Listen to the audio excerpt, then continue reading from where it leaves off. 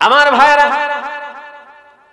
এইভাবে যখন প্রস্তাব দেওয়া হলো, ছেলেটা ওখান থেকে দৌড়ে একটা সময় বেঁধে দেওয়া হয়েছে যে 2 ঘন্টার ভিতরে তুমি আমার কাছে তোমার মায়ের কলিজা নিয়ে আসতে হবে। ছেলেটা ওখান থেকে দৌড় দিয়েছে, মার কাছে আসছে, উনি বিনয় করে বুঝাইছে, বলে মা তুমি আমারে কেমন ভালোবাসো? বলে বাবা রে, তুই আমার কলিজা ছোড়া ধন, তুই আমার লাড়ি ছেঁড়া ধন, তোর জন্য আমি সব কিছু করতে পারি, এমনকি আমার জীবনটা পর্যন্ত তোর জন্য দিয়ে দিতে পারি। কথা বল ঠিক কিনা? মায়ের এক ধার দুধের দাম কাঠিয়া গায়ের চাম, মায়ের এক ধার দুধের দাম, আল্লাহু আকবার, মায়ের এক ধার দুধের দাম কাঠিয়া গায়ের চাম, পাপড় বানাইলেও ঋণের শোধ হবে না, এমন দরদি ভাবে কেউ হবে না আমার মা গো। আল্লাহু আকবার বলে। মা বলে বাবা রে, তোর জন্য আমার কলিজাটাও ছেড়ে দিতে রাজি আছি। ও বাপ শোন, বল তোর জন্য আমি সবকিছু করতে রাজি আছি, কি বলবি বল? বলে মা এরকম একটা মেয়ের আমার পছন্দ হয়েছে, এই ঘটনাগুলো বলছে। মা ওই মেয়েটা আমার ভালোবাসা গ্রহণ করবে, আমার প্রস্তাব গ্রহণ করবে, তার ভালোবাসায় আমার জীবন ধন্য করবে, এমন শর্ত দিয়েছে। মা আমি তোমারে বলতে পারি না, না বললেও তো আমি ওই ভালোবাসা হারায় ফেলবো। বলে বাবা তুমি বলো, আমি তোমার ওই আবদার অবশ্যই পূর্ণ করব। ঘটনাক্রমে ছেলেটা যখন বলে দিল, মা তখন বলছে বাবা আর দেরি করিস না, তাড়াতাড়ি যা, খাটের কোণে বড় একটা তরোয়ার আছে, ওটা নিয়ে আমার বুকটা ছিঁড়ে, আমার কলিজাটা ছিঁড়ে তোর ভালোবাসা ধন্য করে দে। জোরে কোন আল্লাহু আকবার। এই মার ছেলের কথোপকথন, বিভিন্ন আবেদন, উনয় বিনয় প্রকাশ করতে সময় চলে গেছে, আর মাত্র কয়েক মিনিট সময় আছে, এর মধ্যে মেয়ের কাছে পৌঁছাতে হবে। ছেলেটা ওই কলিজাটা নিয়ে দৌড় দিয়েছে মার সন্ধানে, মার কলিজা নিয়ে দৌড় দিয়েছে প্রেমিকার সন্ধানে। দৌড়াতে দৌড়াতে সময়ের দিকে, সময় যত চলে যায় কাজের গতি কিন্তু তত বেড়ে যায়। কথা বল ঠিক কিনা? টাইম এন্ড টাইম অর, সময় এবং নদীর স্রোত কারোর জন্য অপেক্ষা করে না। দেখা গেল ছেলেটা যখন ওই মেয়েটাকে পাওয়ার জন্য অন্ধের মতো দৌড়াচ্ছে, দৌড়াতে দৌড়াতে রাস্তার ভিতরে হোঁচট খেয়ে, উষ্টা খেয়ে, আপনারা কি বলেন আপনাদের ভাষায়, হোঁচট খেয়ে ছেলেটা যখন পড়ে গেল, কলিজাটা তার হাত থেকে ছিটকে অনেক দূরে চলে গেল।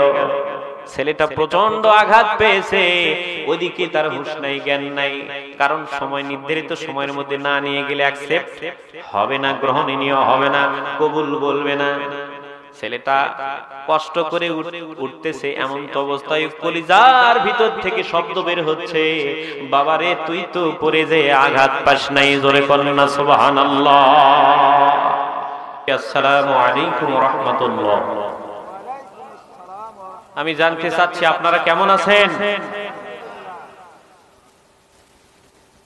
আল্লাহ পাকের অশেষ মেহেরবানি আমি ভালো আছি আলহামদুলিল্লাহ। যে আল্লাহ পাক রব্বুল ইজ্জাত ওয়াল জালাল,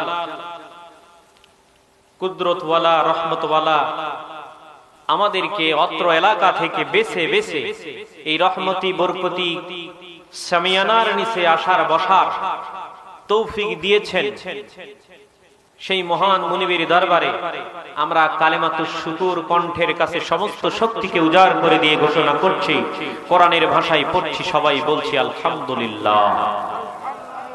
মানবতার মুক্তির দিশারি দুলালে আমিনা শাহে মাদিনা, যার পথ পন্থার মধ্যে মানুষের ইহকালীন কল্যাণ, পরকালীন মুক্তি, সেই নেতার প্রতি এই সোনার বাংলা থেকে সোনার মদিনায় সকলে ঈমানি জজবায় একসাথে এক বাক্যে কোরআনের ভাষায় আমরা আল্লাহর শুকরিয়া আদায় করলাম। তারপরে তার রাসূলের শানে, তার আদর্শের প্রতীক সুন্নাত তরিকায় এই সোনার বাংলা থেকে সোনার মদিনা ঈমানি জজবায় সালাম পৌঁছাই। সবাই পড়ুন সাল্লাল্লাহু। সম্মানিত ভাইরা, বলতেছিলাম আল্লাহ বড় দয়া করে, রহম করে, মায়া করে, ভালোবেসে এই রহমতি সামিয়ানার নিচে আসার সুযোগ দিয়েছেন। কথা বলুন ঠিক কিনা? ফার্স্ট ক্লাসের মানুষ সাধারণত দুনিয়াতে কমই হয়, ঠিক কিনা?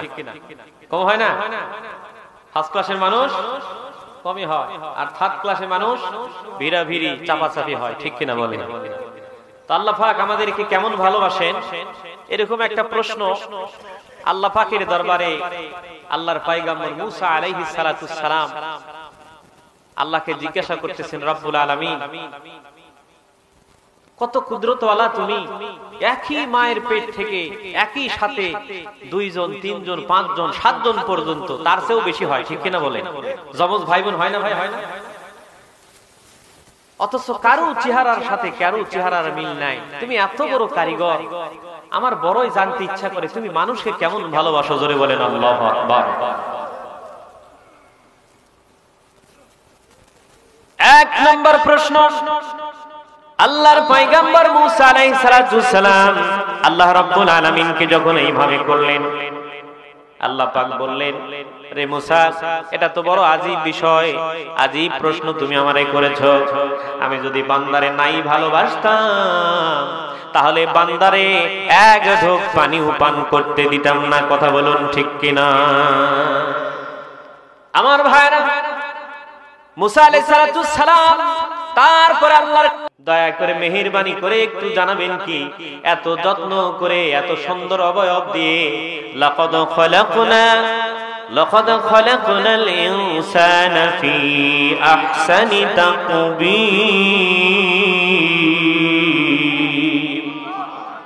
সুন্দর অবয়ব দিয়া উৎকৃষ্ট ম্যাটার্স দিয়ে তুমি এই মানুষকে বানাইলা, এত সুন্দর করে এই মানুষরে আবার তুমি কেমনে তোমার জাহান্নামে পুরাইবা? মুসার প্রশ্ন কয়টা? জোরে বলেন কয়টা? কিছু হবে ওয়াজ, কিছু হবে আওয়াজ, কিছু হবে ওয়াজ, কিছু হবে আওয়াজ। তাহলেই হবে আমাদের ভিতর থেকে ওয়াশ, আমাদের ভিতর থেকে ওয়াশ মানে পরিষ্কার হবে। আল্লাহু আকবার বলেন। অনেকে বলে হুজুর এমন ওয়াজ করবেন যাতে প্যান্ডেল কাঁপিয়া যায়। কেন হুজুর কি ভূমিকম্প ওয়াজ করবে মানে প্যান্ডেল কাঁপে? তাহলে তো মুসল্লি ভয় আর আসবেই না, ঠিক কিনা? জোরে কর। এই যে অবস্থা, মিলা দেওয়ার চেয়ে মানুষ বেশি হয় না কম হয়? বেশি হয় না? সম্মানিত ভাইরা, তারপরে বলে হুজুর এমন ওয়াজ করবেন যাতে চোখের পানি বের হয়ে যায়। তাই আমি বললাম, রে ওদের অন্তরে আল্লাহ এমন, ইন্নাল্লাহা লা ইয়াহদিল কওমাজ জালিমিন, যারা নিজেদের উপর জুলুম করে এই জুলুমবাজদেরকে আল্লাহ হেদায়েত দেয়। জুলুম যারা করে নিজেদের উপরে তাদেরকে আল্লাহ হেদায়েত দেয়, হেদায়েত দেন না। ও বাপ বলে কান্দে না, ওয়াজ শোনাই কানবে। বাপ বলে কানবে, কান্দে না।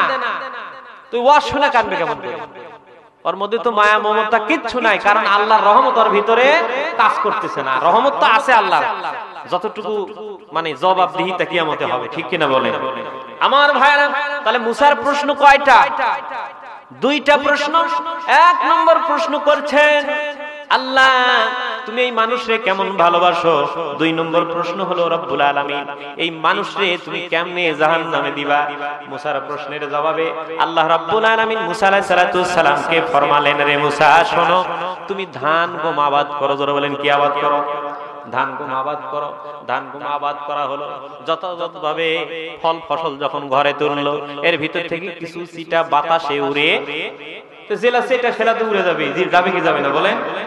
আর যেগুলো জ্বালানি হিসেবে ব্যবহার করার কথা সেগুলো জ্বালানি হিসেবে ব্যবহার করলো, আর যেগুলো গোলাই ভরে যত্ন করে রাখার কথা সেগুলো গোলাই ভরে যত্ন করে রাখলো। জোরে কোন সুবহানাল্লাহ।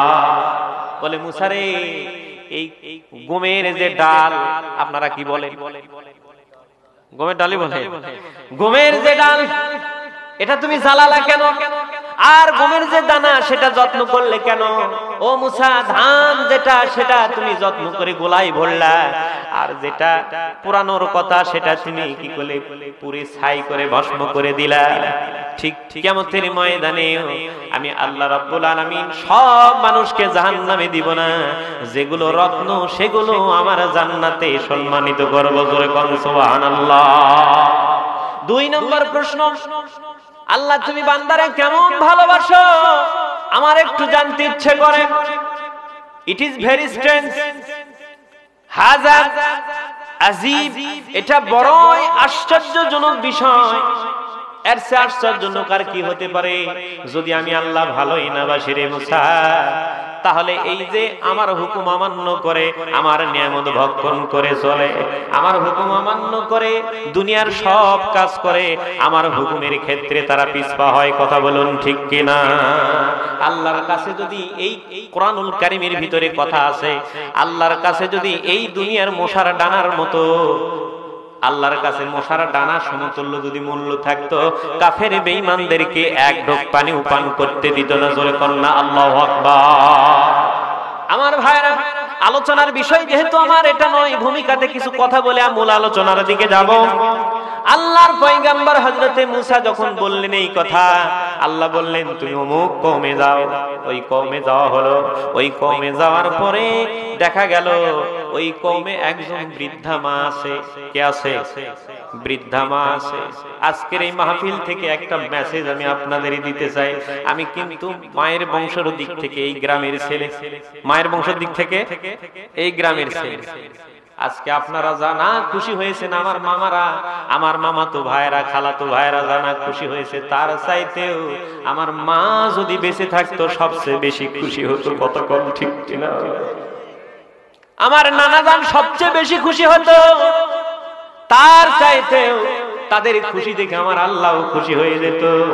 কারণ ঘরে ঘরে আলিমদের ব্যাপারে বলা হয়েছে, নিজে যদি আলিম না হতে পারো আলিম জামাই বানাও, আলিম ছেলেকে আলিম বানাও। যদি তা না পারো, এরকম কিছুই যদি না পারো, আলিমের সাথে সম্পর্ক ভালো রাখো। কারণ হলো আল উলামা ওয়ারাসাতুল আনবিয়া, নবীদের উত্তরসূরি হলো আলিম উলামা। আর আলিম উলামার সাথে সম্পর্ক, দুনিয়াতে যার সাথে তোমার সম্পর্ক, কিয়ামতের ময়দানে তার সাথে হাসর নাসর হবে। কতক্ষণ ঠিক কিনা? এই বৃদ্ধা মহিলার ছেলে হলো একটা। জোরে বলেন কয়টা? একটা ছেলে। ছেলেকে ছোট রেখে পিতা দুনিয়া থেকে বিদায় হয়ে গেছে। অনেকের এখানে এমন লোক আছেন পিতা নাই। দুনিয়ার সব ভালোবাসা যদি একত্রিত করা হয়, বাবা মা যে ভালোবাসে, বাপ হিসেবে সন্তানকে যে ভালোবাসা দেয়, ওই ভালোবাসার তুলনা কিন্তু দুনিয়ার অন্য কিছু দিয়ে হবে না। কথা কোন ঠিক কিনা? দুনিয়ার সব মানুষ যদি বাপ মার চেয়ে লক্ষ কোটি গুণ ভালোবাসে তার সন্তানকে, লক্ষ কোটি গুণ যদি ভালোবাসে, তারপরেও ওই সন্তানের ভিতরে কাজ করবে হয়তো আমার বাবা থাকলে এর চাইতেও বেশি ভালোবাসতো। কথা বলেন ঠিক কিনা? যদি মা থাকতো এর চাইতেও বেশি ভালোবাসতো। দুনিয়াতে এত মার মতো মানুষ, চেহারার সাথে মিল আছে, পোশাকের সাথে মিল আছে, নামের সাথে মিল আছে, কিন্তু মায়ের ভালোবাসার সাথে দুনিয়ার কোনো ভালোবাসার মিল হয় না। কথা কোন ঠিক কিনা? একটাই ছেলে। এই ছেলেটা শিশু থেকে কিশোর, কিশোর থেকে এরকম যুবকী যখন পদার্পণ করল, ছেলেটার বয়স 24 থেকে 30-এর মধ্যে যখন হয়ে গেল, আল্লাহ রাব্বুল আলামিন নারী আর পুরুষের মধ্যে যে দুনিয়ার সুখ অনুভূতি, বিশেষ করে যে পুরুষত্ব নারী সত্ত্বের ভিত্তিতে যে সম্পর্কর ব্যবধান, সম্পর্ক তৈরি করে দেয়, এটা আল্লাহ পাকের একটা নিয়ামত। জোরে কোন সুবহানাল্লাহ। একই খাবার খাচ্ছে, একটা বয়স যখন ওভার হয়ে যায়, নারী পুরুষের এই আকর্ষণ আর থাকে না। কথা বলুন ঠিক কিনা? আমার ভাইরা, এই ছেলেটা কোন এক এলাকায় গেছে, যাওয়ার পরে একটা সুন্দর মেয়ের প্রেমে পড়ে গেছে, তাকে ভালোবাসার প্রপোজ করছে। ভালোবাসার প্রপোজ করার পরে দেখা গেল এই ছেলে যখন ওই মেয়েটাকে প্রপোজ করছে, মেয়েটা তার প্রপোজ, তার ভালোবাসার দাবি গ্রহণ করার জন্য ছেলেকে বলছে, আমার একটা শর্ত আছে। তার আগে আমি জানতে চাই তোমার পরিবারে কে কে আছে? এরকম হয় কি হয় না? আহা আহা, কি আফসোস! নামাজ পড়ে না, 100 হাত দূরে মসজিদ, 50 হাত দূরে মসজিদ, 20 গজ দূরে মসজিদ, এই মসজিদে যায় না, অথচ 12টা 1টা গল্প করতে করতে রাত পোহায়া দেয়। কথা কোন ঠিক কিনা? এরকম আছে না? রাত 12টার পর তো সব আল্লাহর ওলিরা কথা বলে, তাই না? আল্লাহর ওলিরা কথা বলে না? আমার ভাইরা, মেয়েটা বলছে তোমার ফ্যামিলিতে কে আছে? বলে আমার ফ্যামিলিতে আর কেউ নাই, কেবলমাত্র আমার একজন মা আছে। বলে আমি তোমার ভালোবাসার প্রপোজ, আমি তোমার ভালোবাসার প্রস্তাব গ্রহণ করতে চাই। শর্ত হলো তোমার মায়ের কলিজা যদি বুক ছিঁড়ে এনে আমার হাতে দিতে পারো তবে আমি তোমারে গ্রহণ করব, আমার ভালোবাসায় তোমাকে ধন্য করব। আল্লাহু আকবার।